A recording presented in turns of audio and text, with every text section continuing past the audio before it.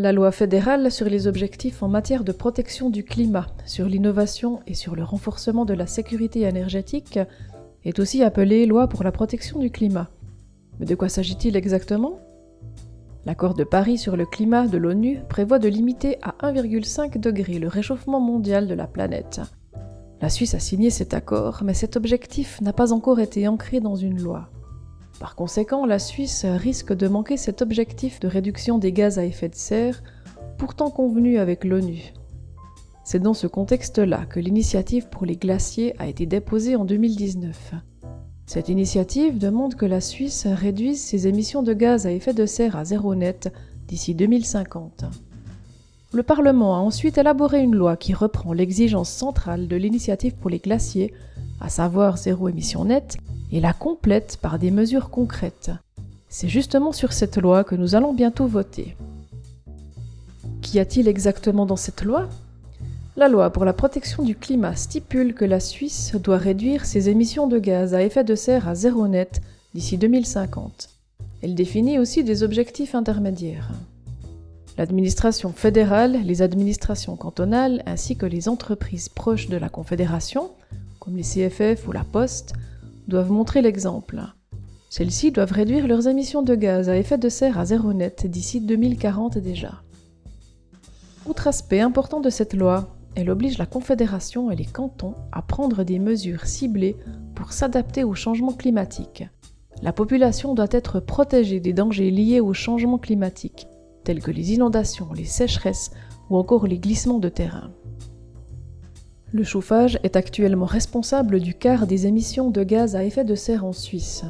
Cela s'explique surtout par le fait que plus de la moitié des chauffages fonctionnent encore au mazout ou au gaz. Ils sont souvent anciens et moins efficaces. Afin de réduire le plus rapidement possible les émissions de gaz à effet de serre en Suisse, la loi pour la protection du climat a créé un programme national qui met à disposition 200 millions de francs par an pour le remplacement des anciens chauffages. Les ménages et les PME en sont les principaux bénéficiaires. La nouvelle loi pour la protection du climat ne soutient pas seulement les ménages, mais aussi l'économie. La Confédération soutient les entreprises dans l'élaboration et la mise en œuvre de plans de réduction de leurs émissions de gaz à effet de serre, et ceci tant au niveau de l'expertise que du financement. De plus, la Confédération doit veiller à ce que la place financière contribue elle aussi à la réduction des émissions de gaz à effet de serre et soutienne le tournant énergétique. La loi pour la protection du climat stipule que les émissions de gaz à effet de serre de la Suisse ne peuvent pas être compensées par des investissements à l'étranger, sauf si la réalisation de l'objectif zéro net n'est pas possible autrement.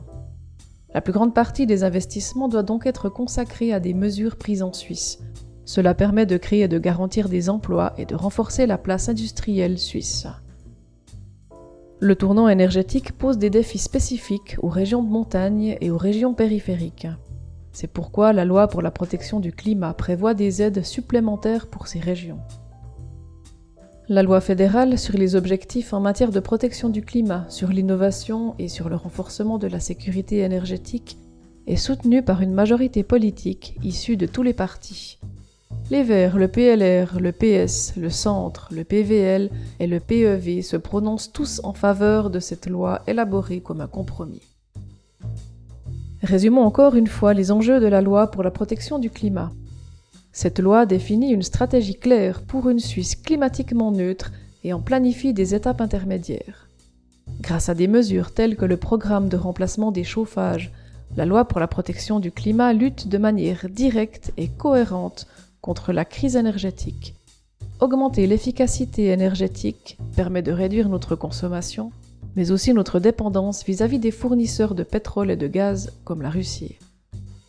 Comme la réduction des émissions de gaz à effet de serre doit se faire principalement en Suisse, les investissements nécessaires restent aussi en Suisse. Cela permet de créer des emplois, de renforcer le pôle de recherche suisse et de réduire la dépendance vis-à-vis de l'étranger.